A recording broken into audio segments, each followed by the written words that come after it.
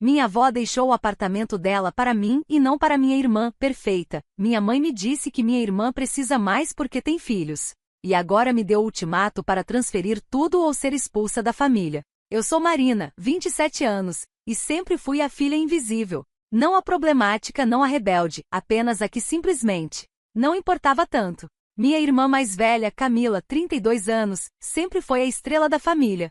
A bem-sucedida, a casada, a que deu netos aos meus pais e aparentemente a única pessoa na nossa linhagem que realmente conta. Eu costumava fingir que não me incomodava. Dizia a mim mesma que era apenas a mais independente, a que seguia seu próprio caminho, a ovelha negra de um jeito charmoso e incompreendido. Mas não era charmoso. E deixou de ser tolerável no momento em que meus pais deixaram claro, financeiramente e emocionalmente, que eu era apenas uma personagem secundária em uma história onde Camila era a protagonista absoluta. Eu não esperava nada quando minha avó materna morreu. Aquela mulher foi uma sombra durante a maior parte da minha vida. Uma figura distante que morava no interior de Minas Gerais e enviava o mesmo cartão de aniversário todos os anos com uma nota de R$ 50 dentro. Felicidades, querida, escrito em letra trêmula. Mas aparentemente ela estava prestando atenção. Ela viu que eu nem sabia que estava sendo observado. Os natais onde eu ganhava um conjunto de canecas enquanto os filhos da Camila abriam iPads e bicicletas importadas.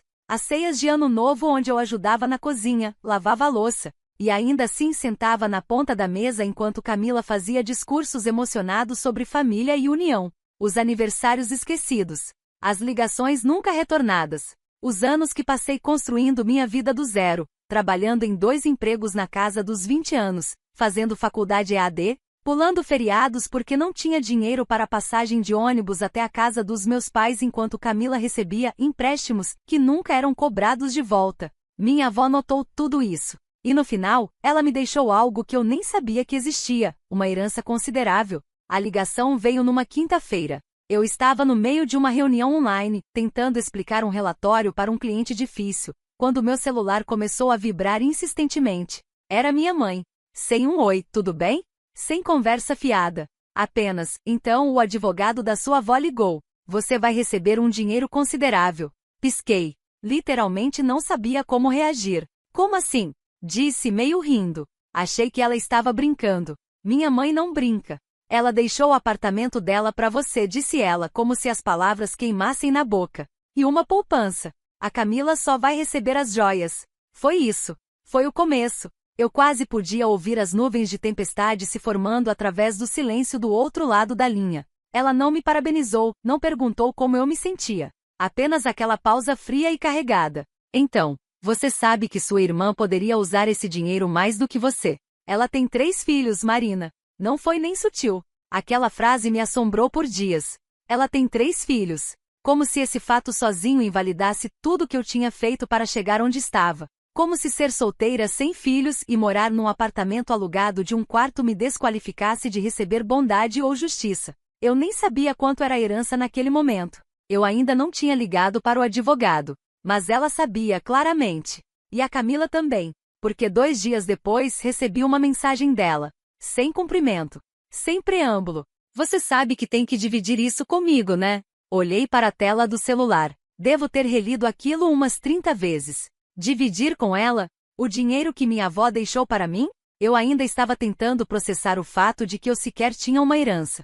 E agora eu deveria me sentir culpada por isso? Não respondi. Não porque não tinha nada a dizer, mas porque não confiava em mim mesma para não explodir. Finalmente liguei para o advogado na sexta-feira seguinte. O nome dele era Dr. Mário Alves, e ele tinha aquele tom de voz de quem está cansado da humanidade mas continua educado por profissionalismo. Ele confirmou tudo o que minha mãe tinha dito. O apartamento, totalmente quitado e localizado num bairro tranquilo de Belo Horizonte, era meu, junto com uma poupança que valia pouco mais de R$ 280 mil.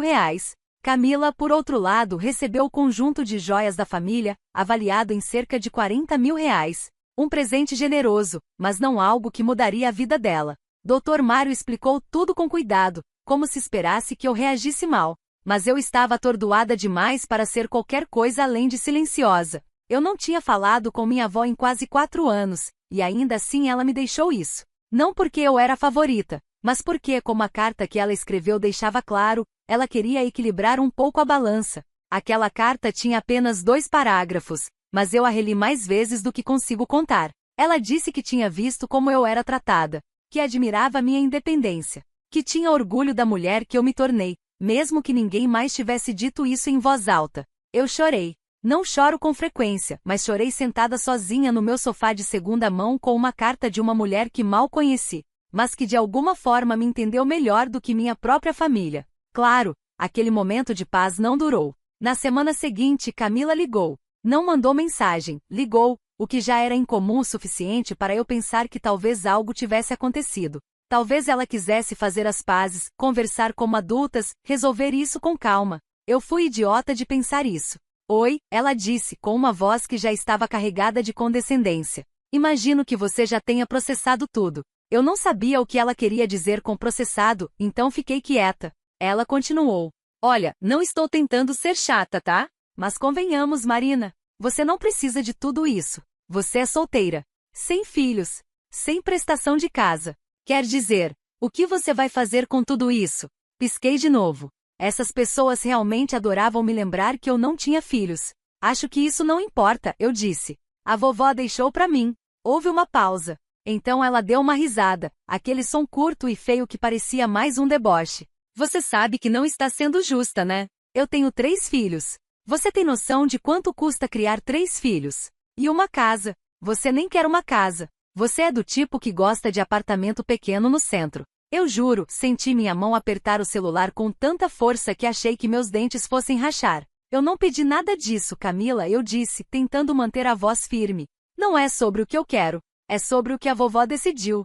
Ela não gostou disso. Desligou na minha cara. Então vieram as mensagens. Da minha mãe. Do meu pai. Até da minha tia, que eu não via há anos. Todas variações do mesmo tema. Seja a pessoa maior. Ajude sua irmã. Família vem primeiro. É só dinheiro. Ela precisa mais. Você vai entender quando tiver sua própria família um dia.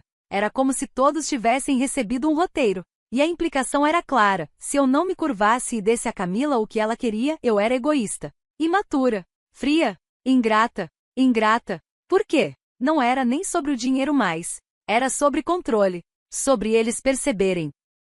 Talvez pela primeira vez que eu tinha algo que eles não podiam tomar ou me fazer sentir culpada para entregar. Uma semana depois, recebi um e-mail do Dr. Mário Alves. Assunto: urgente, tentativa de contato sobre herança. Aparentemente, Camila tinha entrado em contato direto com o escritório de advocacia e perguntado se havia um caminho legal para realocar a herança. Ela literalmente tentou contestar o testamento. Não porque havia alguma fraude. Não porque havia alguma tecnicalidade. Mas porque ela achava injusto. O advogado disse a ela, educadamente mas firmemente, que o testamento era sólido, que minha avó estava em pleno uso de suas faculdades mentais, que não havia fundamentos para contestação. Eu esperava que aquilo fosse o fim.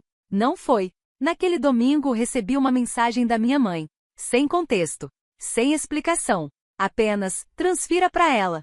Ou nem se dê ao trabalho de voltar para casa. Fiquei ali sentada com o celular na mão, olhando para aquelas palavras. Transfira para ela. Ou nem se dê ao trabalho de voltar para casa. Eu não chorei dessa vez. Eu sorri. E foi naquele momento que eu soube que algo tinha mudado. Naquela noite eu não liguei para ninguém. Não discuti. Não enviei uma resposta dramática. Eu reservei uma passagem. Mudei todas as minhas senhas. Tranquei minhas contas. Atualizei o sistema de segurança do apartamento. Meu apartamento agora. Enviei um único e-mail para o Dr. Mário, autorizando-o a lidar com todas as comunicações futuras através dele, e disse que queria discutir os próximos passos para proteger a propriedade. Depois fui dormir, com o celular no silencioso. Quando acordei, tinha 51 chamadas perdidas. Uma mensagem de voz furiosa do meu pai. E aquilo foi só o começo. Começou pequeno, como essas coisas sempre começam. Pequenas cutucadas. Comentários passivo-agressivos. Eu tinha ingenuamente assumido que ao reduzir o contato depois daquela mensagem do transfira para ela, eu conseguiria alguma paz. Em vez disso, pareceu provocar algo pior, como se eu tivesse quebrado alguma regra não escrita da hierarquia familiar, e agora todos estavam se alinhando para me colocar de volta no meu lugar. Eu não fui para casa no Dia das Mães. Não era grande coisa, certo? Eu nunca tinha sido muito fã de grandes reuniões familiares de qualquer forma. Mas nos dias que antecederam, as mensagens começaram de novo. Da minha mãe, Você poderia pelo menos aparecer. As crianças da Camila sentem sua falta. Do meu pai. Não é sobre você, Marina. É sobre família. Para de agir como vítima. Da Camila, claro. Aproveite gastar o dinheiro da vovó sozinha. Então eu ignorei todas. Fiz um almoço tranquilo para mim mesma. Assisti a um filme. Tentei aproveitar o silêncio. Então as fotos começaram a aparecer no Facebook. A família toda em suas melhores roupas de domingo. As crianças da Camila segurando cartões feitos à mão. Meus pais radiantes ao fundo.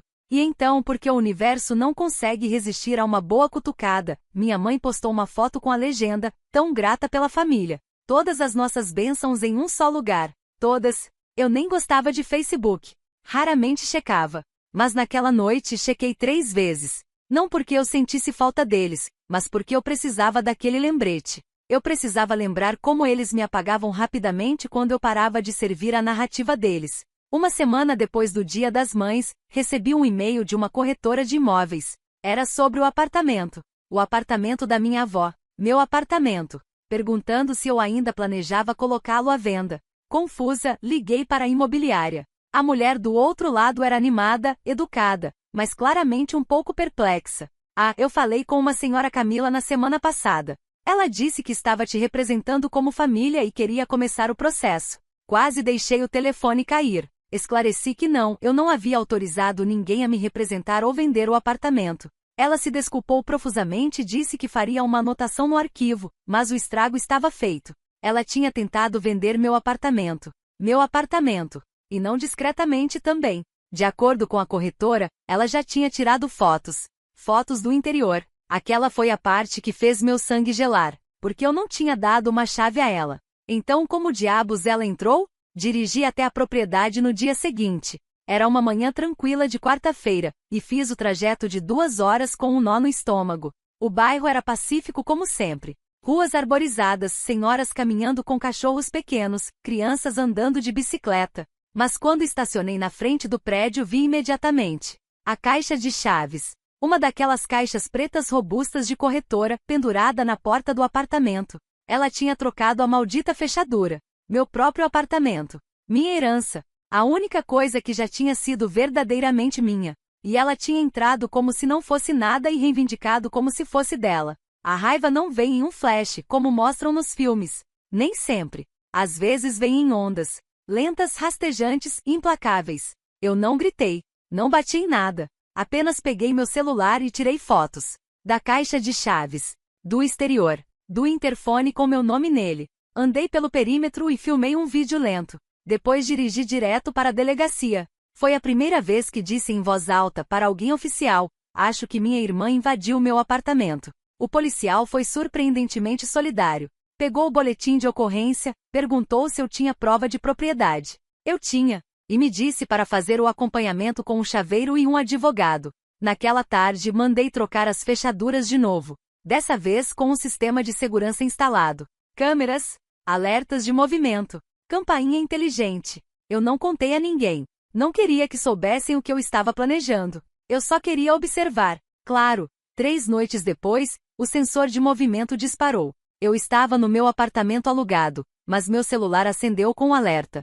Porta da frente. Atividade detectada. Abri o aplicativo e lá estava ela. Camila parada na varanda em um moletom, mexendo na caixa de chaves que não estava mais lá. Ela parecia confusa. Irritada. Ela sacudiu a maçaneta. E então olhou direto para a câmera. Ela viu a luz. Percebeu o que era. Ela não disse nada, mas pude ver no rosto dela. Ela sabia. Nunca liguei para ela. Nunca mencionei. Mas o silêncio que se seguiu foi denso com algo não dito. Uma semana depois, recebi uma carta registrada pelo correio. Meus pais tinham contratado um advogado. A carta era uma solicitação. Educada. Com linguagem jurídica, mas clara. Eles queriam que eu considerasse abrir mão de direitos parciais sobre a propriedade, em favor de Camila. Enquadrou isso como um gesto de boa vontade. Disse que era no interesse da harmonia familiar. Meu pai tinha assinado. Não minha mãe. Não Camila. Meu pai. O mesmo homem que uma vez me disse: você tem que conquistar seu lugar no mundo, Marina.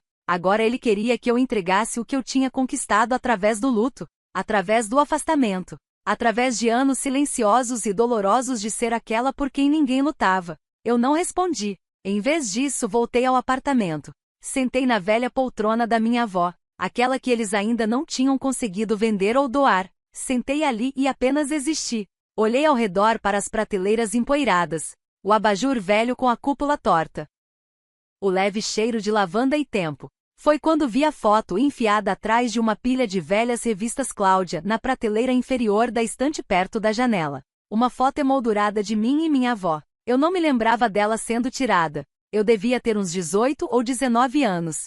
Estávamos sentadas do lado de fora em algum lugar, talvez na varanda dela, e eu tinha aquele sorriso desajeitado. Ela parecia orgulhosa. Cansada, mas orgulhosa. Aquela foto me quebrou mais do que qualquer traição, porque tornou tudo real. Ela tinha me visto quando mais ninguém viu. Deixei a foto lá, como um totem. No dia seguinte, recebi outro texto da Camila. Você está sendo ridícula. Sabe que isso não acabou, né? Eu não respondi. 2 dias depois disso, minha tia ligou. Aquela que nunca liga. Ela parecia sem fôlego, como se estivesse andando de um lado para o outro. Estou ficando fora disso, ela começou. Mas você deveria saber. Seus pais estão planejando tornar isso público. Pisquei. Tornar público? O que isso significa? Eles estão contando para todo mundo. Os primos, os vizinhos, a igreja, que você está retendo o dinheiro da Camila, que a vovó foi manipulada. Eu ri. Não consegui evitar. Não era engraçado, mas era absurdo. Manipulada? Eu nem tinha falado com a mulher em 5 anos. Se alguma coisa, eu assumi que Camila ficaria com tudo. Mas aquela era a jogada. Aquela sempre foi a jogada. Se eles não conseguissem me envergonhar em particular, me envergonhariam publicamente. Claro o suficiente, no domingo seguinte, as postagens no Facebook começaram de novo. Minha mãe, algumas pessoas esquecem que família é uma responsabilidade, não uma competição. Meu pai, triste ver o que a ganância faz com uma pessoa. A esposa do meu primo, meus bebês não merecem isso. Eles só querem a tia deles de volta. E então, porque nada nessa família acontece isoladamente, recebi um e-mail do RH do meu trabalho. Um membro preocupado da comunidade tinha enviado um e-mail anônimo alegando que eu estava envolvida em uma disputa legal sobre bens contestados e que isso poderia afetar minha confiabilidade.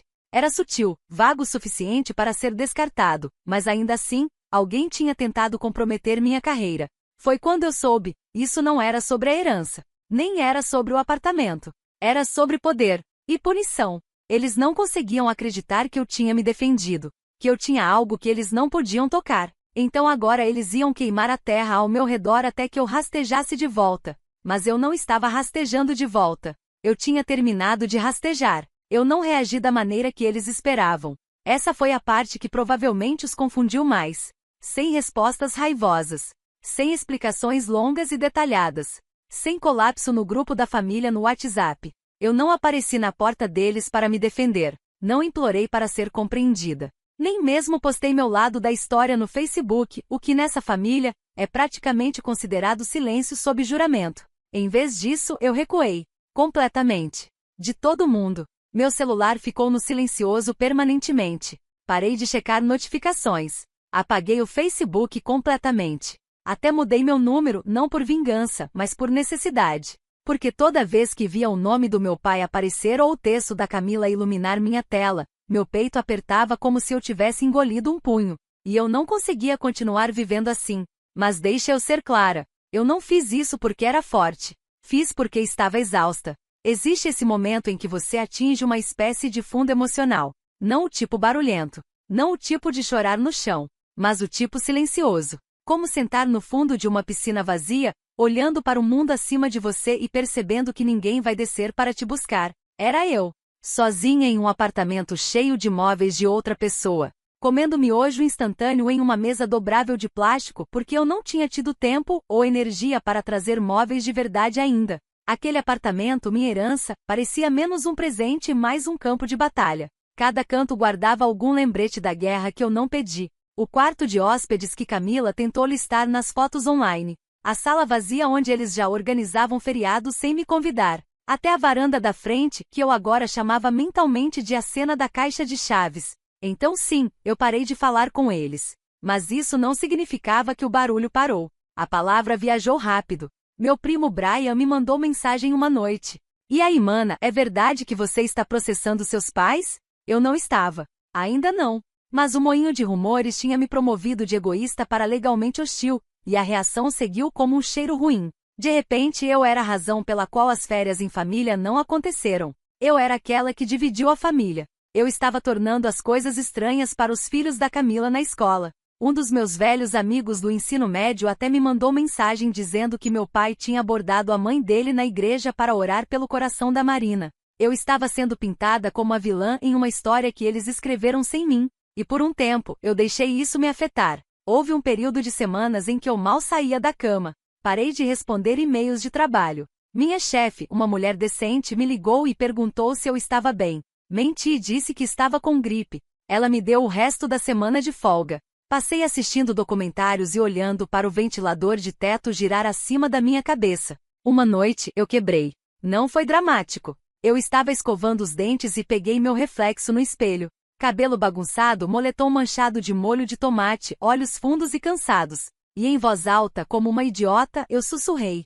E se eles estiverem certos? E se eu fosse egoísta? E se eu devesse apenas dar para Camila? E se eu estivesse fazendo disso uma coisa maior do que era? Não seria mais fácil simplesmente deixar para lá? Entregar? Voltar a ser a silenciosa que nunca causava problemas? Esse pensamento ficou comigo a noite toda.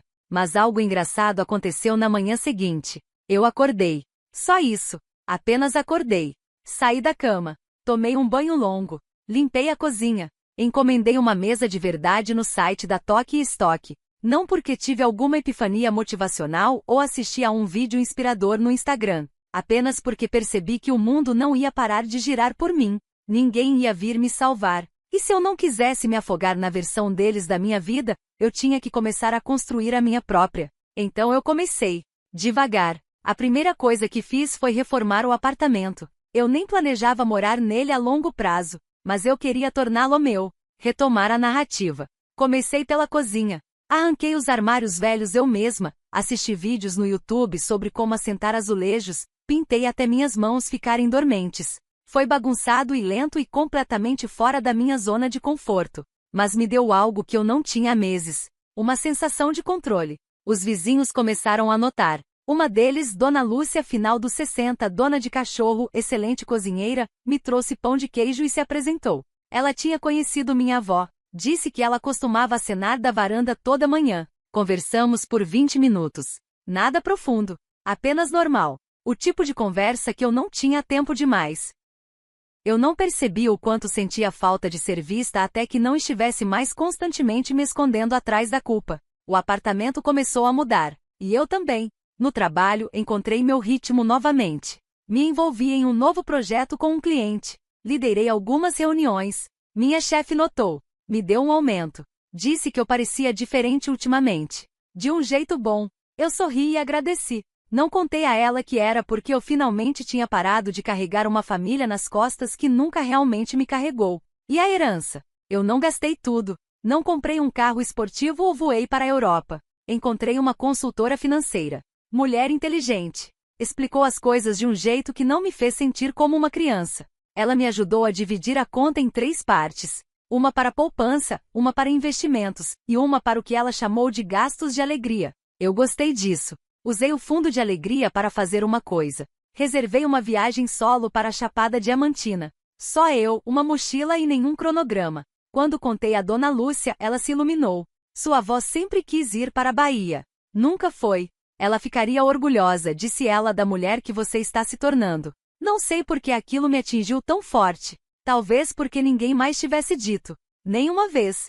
Nem perto. Mas eu estava me tornando alguém. Não apesar do que aconteceu, mas por causa disso. O silêncio da minha família não durou para sempre, claro. Depois de alguns meses de tranquilidade, as mensagens começaram de novo. Mas dessa vez diferentes. Camila me mandou mensagem no WhatsApp, de todos os lugares. Um simples, a gente pode conversar? Não respondi. Então um e-mail da minha mãe. Sentimos sua falta. As crianças da Camila perguntam por você. Ainda nenhuma menção ao apartamento. Ou ao testamento.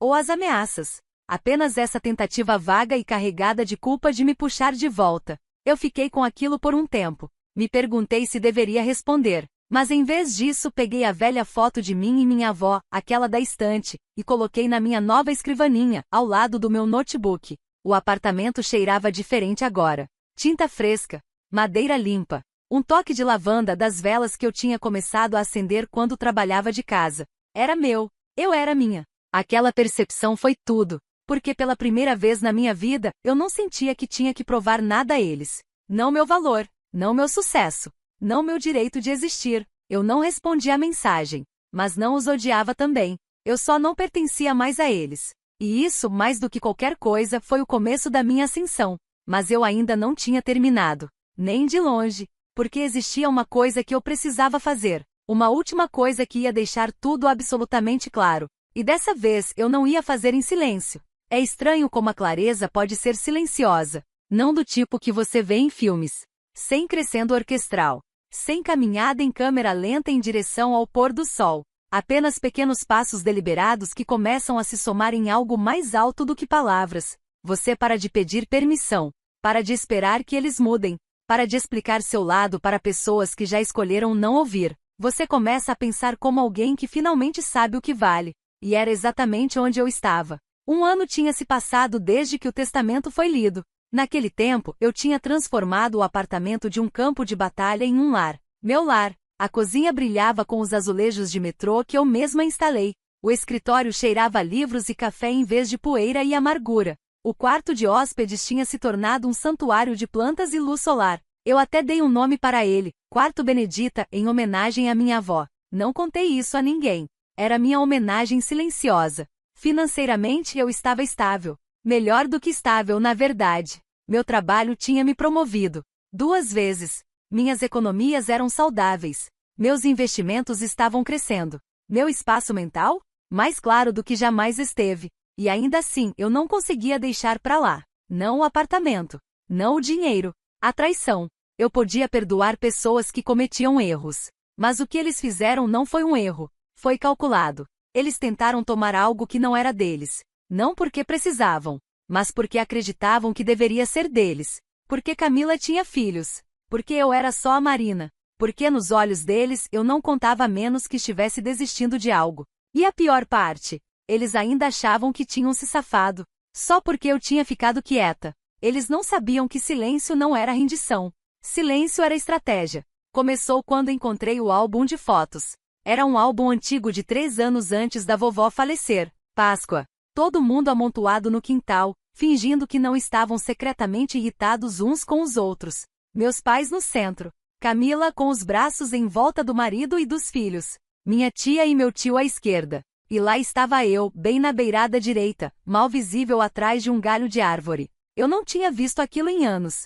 Mas algo clicou agora. Porque eu me lembrava de tirar aquela foto. Literalmente. Eu tinha usado o timer, montado o tripé, e dito para todo mundo onde ficar. Então corri pelo quintal para entrar no quadro. E fui empurrada para a beirada para que Camila pudesse ficar no meio. Típico. Olhei para aquela foto por um longo tempo. E me lembrei de outra coisa. Camila tinha feito um brinde naquele dia. Algo piega sobre legado e família permanecendo unida. Todo mundo aplaudiu como se ela fosse a Madre Teresa reencarnada. Eu me lembrava do jeito que ela olhou para mim de através da mesa. Já me descartando. Já planejando herdar o mundo por padrão. E me atingiu. Eles acreditavam que o legado pertencia a ela. Mas eu era dona dele agora. E eu sabia exatamente como lembrá-los disso. O primeiro passo foi o apartamento. Eu não queria apenas morar nele. Eu queria transformá-lo em algo visível. Algo que gritasse dos telhados. Isso nunca foi seu. Então contratei uma designer de interiores.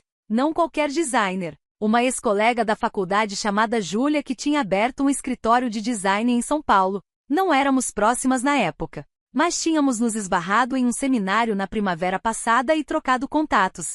Contei a ela que queria restaurar o apartamento. Mas manter a essência. Modernizar o interior. Mas preservar a alma. Eu quero que pareça um lugar que alguém conquistou. Não herdou. Conquistou. Ela não fez perguntas. Apenas começou a trabalhar. E eu paguei a ela. Adiantado. Nada diz liberdade como escrever um cheque sem piscar. O segundo passo foi a documentação. Comecei a juntar todos os documentos que consegui. O testamento. A escritura do imóvel. Os e-mails do Dr. Mário Alves. O boletim de ocorrência de quando Camila tentou invadir. As capturas de tela das postagens nas redes sociais da minha família. As mensagens de Camila. Dos meus pais. Da minha tia. Organizei tudo em uma pasta digital com abas rotuladas: jurídico, abuso emocional, disputa de propriedade, difamação pública, assédio online. Não porque eu planejava processar, mas porque eu queria a opção. Porque poder não é apenas sobre dinheiro ou vingança. É sobre alavancagem. E quando você passou a vida inteira sendo aquela que eles acharam que nunca revidaria, nada os aterroriza mais do que perceber que você estava documentando tudo. O terceiro passo. Comecei a fazer perguntas. Não para minha família, para o círculo deles. Começou com Dona Lúcia, minha vizinha.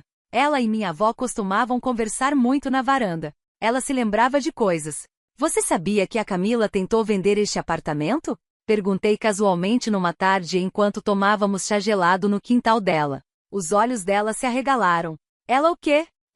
Tinha uma corretora aqui e tudo. Antes do testamento ser totalmente executado. Ela piscou.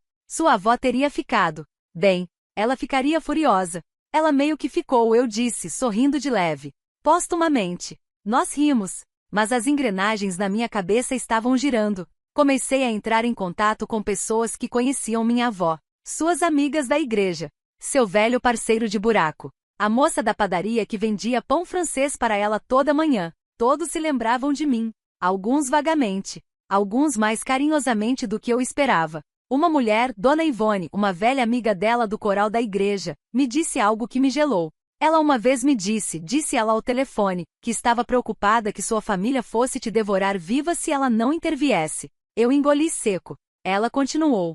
Ela disse, Marina é boa. Não barulhenta, mas boa. E homens bons são atropelados se ninguém intervir. Foi naquele momento que eu soube. Essa não era apenas minha luta. Era minha responsabilidade. Honrar o que ela tentou proteger. Então comecei a escrever. Não era uma carta de vingança. Nem era para eles. Era para mim. Anotei tudo que eles já tinham dito para me fazer sentir menor. Cada vez que fui feita para me sentir como um fardo. Cada presente que Camila ganhou e eu não. Cada tarefa que fiz enquanto eles assistiam TV. Cada reunião familiar onde eu fui um pensamento posterior. Cada momento que deixei eles me fazerem questionar se eu valia ser amada. E então escrevi tudo que eu tinha feito apesar deles. Consegui meu diploma. Mantive 2 empregos ao mesmo tempo. Paguei minhas dívidas. Comprei meu primeiro carro. Fui promovida. Viajei sozinha. Reconstruí um apartamento do zero. Era uma lista longa. Mais longa do que eu esperava. E no final escrevi, eu não vou mais me desculpar por quem tive que me tornar para sobreviver às pessoas que se recusaram a me ver. Dobrei aquela lista e coloquei na gaveta ao lado da minha cama. Não porque eu precisava olhar para ela, mas porque um dia eles poderiam. E quando olhassem eu queria que soubessem. Eu lembrava de tudo. O passo final da preparação veio quase por acidente. Júlia tinha terminado os projetos. As licenças foram aprovadas. As reformas estavam em andamento. E enquanto eu caminhava pelo apartamento com ela, admirando as mudanças iniciais, ela disse algo que ficou comigo. Sabe, disse ela, passando a mão no novo corrimão da escada. Este lugar tem história. Se fosse meu eu daria um nome a ele. Ergui uma sobrancelha. Dar um nome? Claro, ela deu de ombros. As pessoas nomeiam propriedades o tempo todo. Especialmente casas com legado. Você tem algo especial aqui. Naquela noite, sentei na sala. Minha sala. Olhando para a lareira. E então veio a mim. Espaço Benedita. Não chamativo. Não dramático. Apenas o nome dela. Mas parecia certo. Como um eco de tudo que ela me deu. Não apenas a herança. Mas a crença de que eu valia lutar por mim. Registrei a documentação no dia seguinte. Criei um site. Registrei o imóvel como um pequeno espaço de retiro para escritoras e artistas. Reservei a primeira hóspede para o verão. Uma amiga escritora que precisava de um lugar tranquilo para terminar seu romance. E assim o apartamento parou de ser um símbolo de dor. Se tornou uma missão. Uma maneira de reescrever o legado. Meu legado. E quanto à minha família? Eles ainda não tinham visto o que estava por vir. Mas veriam. Porque eu não tinha terminado ainda. Nem de longe. O convite de inauguração nunca foi pensado para eles. Mas eu enviei mesmo assim. Um cartão cor creme. Letras em relevo simples. Você está cordialmente convidado para a reinauguração do Espaço Benedita. Um retiro criativo e lar de legado. Data. Horário. Link do site. RSVP opcional. Sem assinatura. Sem explicação. Enviei para o endereço dos meus pais. Para o da Camila. Até para minha tia que uma vez me disse família se mantém unida, mas nem todo mundo é a cola. Eu sabia que eles receberiam. Eu sabia que queimaria. E honestamente era esse o ponto. A reinauguração oficial não foi nada extravagante. Apenas cerca de 35 pessoas. Principalmente criativos, vizinhos e alguns amigos do trabalho. O apartamento tinha sido transformado. Conceito aberto na sala de estar. Linhas escandinavas limpas misturadas com elementos aconchegantes de herança. A sala de jantar ainda tinha a mesa original da vovó, mas agora estava sob um lustre que encontrei num antiquário. A varanda dos fundos foi totalmente reconstruída. De frente para o quintal arborizado com um corrimão envolvente e luzes de cordão penduradas. Não era um palácio. Era dignidade. A nova placa acima da porta dizia, Espaço Benedita. Este 1957, reclamado 2025. Era sutil, mas eu sabia que acertaria exatamente onde eu precisava. Camila viu o site primeiro. Eu sei disso porque ela me mandou mensagem na noite anterior à abertura. Que diabos é isso? Você transformou o apartamento da vovó em um negócio? Olhei para a mensagem dela tomando um copo de vinho, e finalmente escrevi de volta. Transformei em algo que retribui. Você tentou vendê-lo. Há uma diferença. Ela deixou no visto. Bom, porque a vingança nunca seria explosiva. Sem processos. Sem brigas gritando. Eu tinha algo melhor. Visibilidade. Cada pessoa que eles conheciam veria o anúncio. As amigas da igreja. Os vizinhos. As velhas amigas de família que tinham ficado quietas ao longo dos anos, mas ainda observavam o Facebook como se fosse o noticiário da noite. Eu tinha carregado todo o processo de reforma como um blog no site. Fotos, atualizações, até um pequeno vídeo de tour narrado por Júlia. Nos créditos de abertura, eu incluí uma dedicatória. Para Benedita Almeida que viu valor onde outros só viram silêncio. Não era mesquinho, nem era direcionado a eles. Mas eles entenderam daquele jeito. Alguns dias depois do lançamento, mamãe finalmente ligou. Eu não atendi. Ela deixou um recado. Sua voz estava apertada, controlada, como se estivesse tentando não deixar nada transbordar. Sua pai e eu nos sentimos muito desapontados com a forma como você lidou com isso. Havia maneiras de incluir a família. Mas você fez tudo isso sobre você. É triste, Marina. Realmente triste. Salvei o recado. Ouvi uma vez. Depois nunca mais. Porque eu já sabia como eles operavam. Qualquer poder que eu reivindicasse era egoísmo. Qualquer limite que eu estabelecesse era traição. Qualquer sucesso que eu construísse fora do sistema deles era uma ameaça. Mas dessa vez eles não tinham controle. E isso, mais do que qualquer coisa, era a vingança. Não o dinheiro. Não a propriedade. Nem mesmo o site, ou as hóspedes do retiro, ou a agenda de reservas completa. A vingança real era essa, eles não importavam mais. E quando pessoas não têm mais o poder de te machucar, mas sabem que uma vez tiveram, esse é o tipo de silêncio que as deixa loucas. Mas eu não tinha terminado. Havia mais uma coisa. Contratei uma cineasta, uma documentarista local que conheci em um evento de artes comunitárias. Disse a ela que queria criar um curta-metragem. Nada enorme. Apenas uma peça de 15 minutos para o site e canal do YouTube. Ela perguntou sobre o que era. Contei a verdade. É sobre legado. Sobre reclamá-lo. Sobre o que acontece quando alguém silenciosamente investe na ovelha negra da família. E como isso muda tudo. Ela amou. Filmamos ao longo de uma semana. Ela capturou as reformas, as cartas que minha avó escreveu, as fotos de família antigas que encontrei no depósito, as histórias de Dona Lúcia e Dona Ivone. Eu narrei a maior parte. Minha voz tremeu durante algumas partes. Mas não editei essas partes. O vídeo final foi intitulado A Casa que Ela Me Deu, Uma Herança Silenciosa. Carreguei. Em 2 semanas, tinha 35.000 visualizações. Eu não esperava isso. As pessoas começaram a entrar em contato. Estranhos. Dizendo o quanto aquilo ressoou. Como eles tinham famílias parecidas. Como eles também eram os invisíveis. Um cara disse que chorou assistindo. Uma mulher me mandou um e-mail dizendo que aquilo a inspirou a voltar para a faculdade aos 45. Outra queria visitar o apartamento. Disse que não escrevia poesia há uma década. Mas assistir aquele vídeo a fez pegar uma caneta novamente. Guardei cada mensagem. Não porque precisava de validação, mas porque eram prova de que eu não estava sozinha. Então veio a repercussão. Começou quando o colega de trabalho do meu pai aparentemente viu o vídeo. Descobri através do meu primo que mandou mensagem. Tio Francisco está surtando. Diz que alguém no escritório dele compartilhou seu vídeo no almoço. Ele está bravo que você está expondo a história da família online. Isso me fez sorrir, porque esse era o medo, não era? Não que eu estava mentindo. mas que eu estava dizendo a verdade. E as pessoas acreditavam em mim. Minha tia me desamigou em todas as plataformas. Minha mãe postou um status longo e confuso sobre narcisistas que reescrevem a história. Meu irmão. Ops, irmã? Rádio silêncio. Até que uma noite recebi uma carta. Uma carta de verdade. Manuscrita. Da Camila. Tinha 2 páginas. A primeira metade era raiva disfarçada de diplomacia. Ela disse que eu a deturpei.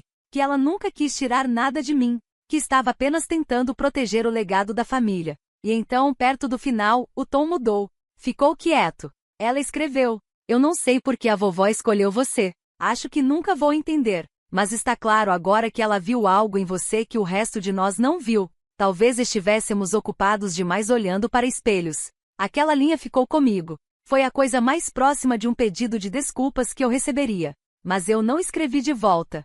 Não precisava. Porque perdão não é o mesmo que acesso. Eles podiam se curar no tempo deles. Mas não fariam isso na minha casa. O Espaço Benedita abriu oficialmente para seu primeiro retiro completo em maio.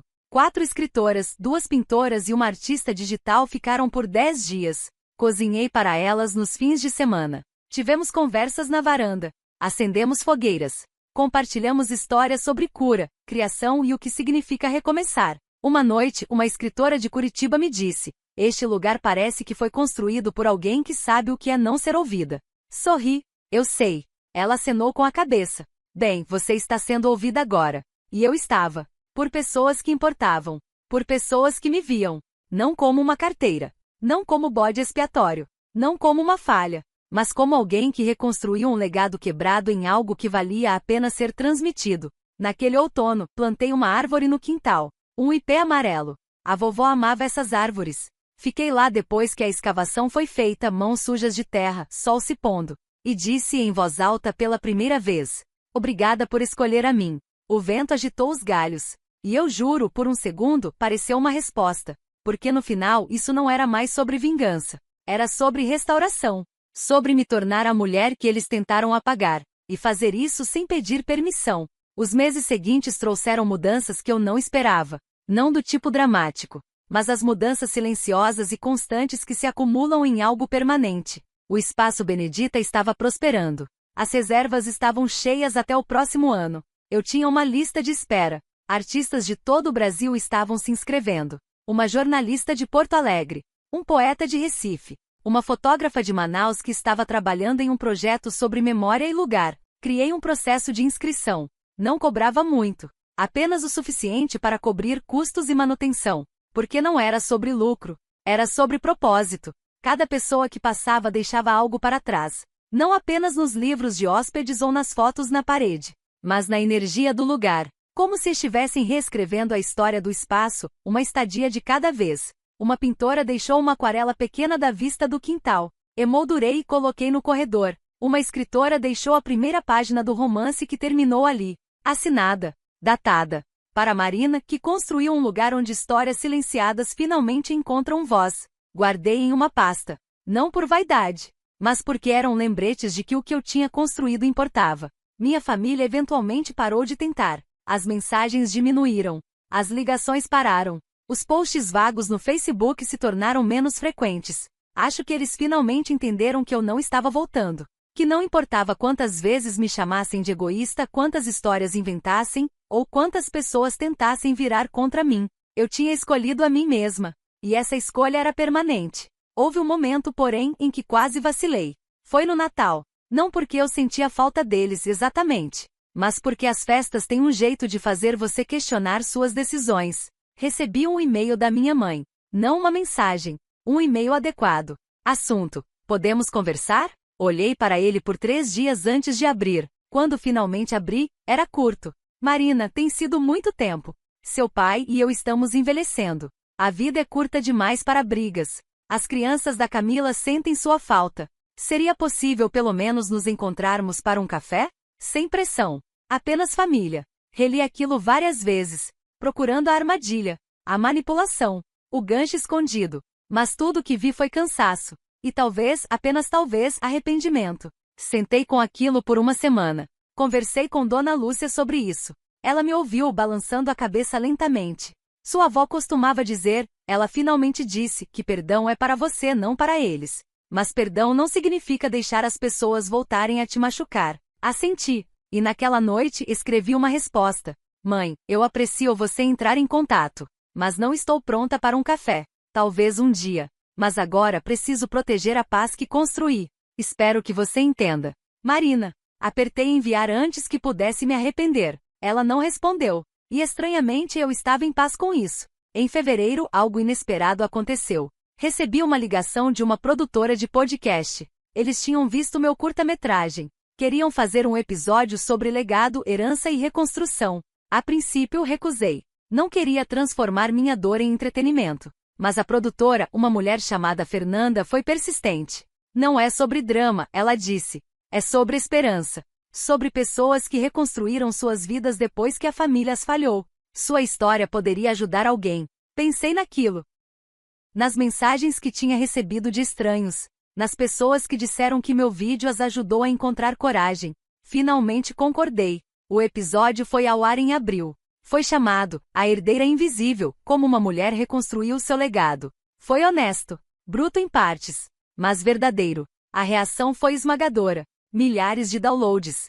Comentários de pessoas compartilhando suas próprias histórias. Uma mulher escreveu: eu estava prestes a desistir da minha herança do meu avô porque minha família estava me fazendo sentir culpada. Depois de ouvir sua história, percebi que não estou errada em aceitar o que ele queria que eu tivesse. Chorei lendo aquilo. Porque se minha dor pudesse poupar alguém da mesma, então valeu a pena. Em junho, algo ainda mais estranho aconteceu. Recebi uma carta. Não um e-mail. Uma carta de verdade selada e tudo. Era de Camila. Hesitei antes de abrir, mas finalmente o fiz. A carta era diferente dessa vez. Sem raiva. Sem desculpas disfarçadas. Apenas honestidade. Marina, não espero que você me perdoe. Não tenho certeza se eu me perdoaria se estivesse no seu lugar, mas estive pensando muito ultimamente. Sobre o que você disse. Sobre o que a vovó viu em você. E acho que finalmente entendo. Você sempre foi mais forte do que eu. Eu só era melhor em fingir. Tinha a família certa, os filhos certos, o casamento certo. Mas estava vazia. Ainda estou na maioria dos dias. Você construiu algo real. Algo que importa. E acho que era isso que a vovó queria. Não apenas dar dinheiro, mas dar a alguém que realmente faria algo com ele. Não estou pedindo para voltar à sua vida. Só queria que você soubesse. Eu vejo você agora. Finalmente. Dobrei a carta lentamente. E pela primeira vez em anos, senti algo mudar. Não perdão exatamente. Mas talvez o começo dele. Não escrevi de volta imediatamente. Mas coloquei a carta na gaveta com todas as outras memórias. Porque um dia, quando estivesse pronta, talvez houvesse espaço para uma conversa. Mas esse dia não era hoje. Naquele verão, organizei o primeiro evento público no Espaço Benedita. Um pequeno festival literário. Leituras, workshops, discussões em painel sobre arte e cura.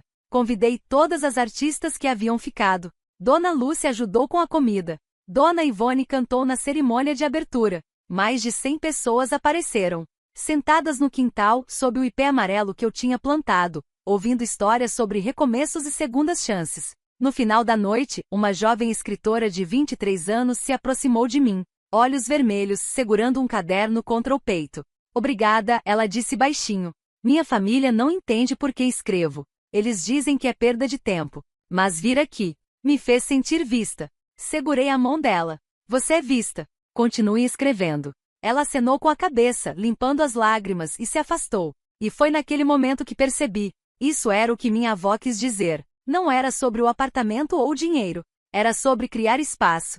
Para pessoas como eu. Como aquela garota. Como todos que já se sentiram invisíveis. Em setembro voltei ao lugar onde tudo começou. O cemitério onde minha avó estava enterrada. Não tinha ido desde o funeral. Não por raiva ou mágoa. Apenas porque não estava pronta. Mas agora estava. Ajoelhei na frente da lápide. Simples. Apenas o nome dela, as datas e uma linha. Ela viu o que outros não viram. Toquei a pedra fria. E finalmente, depois de tudo, disse as palavras que precisava dizer. Eu fiz isso, vovó. Fiz algo que importa. Algo que ela não pode tirar. Algo que vai durar. O vento soprou suavemente pelos pinheiros. E dessa vez, não pareceu uma resposta. Parecia uma bênção.